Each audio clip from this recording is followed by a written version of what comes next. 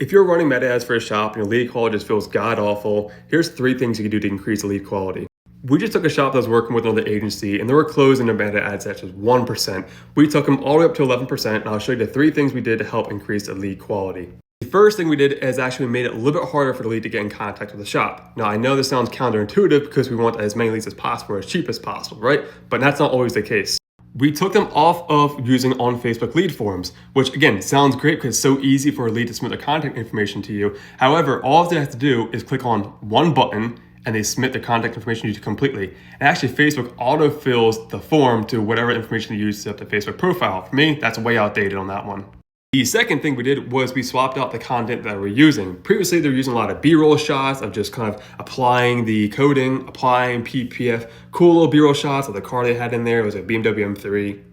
And we actually got the owner on camera, walking through the lobby, walking through the shop, and explaining a little bit more about the shop of what's going on behind the scenes.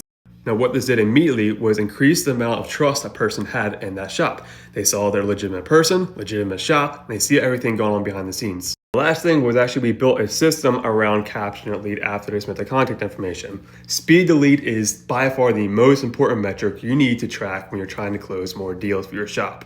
People are price shopping at all-time high.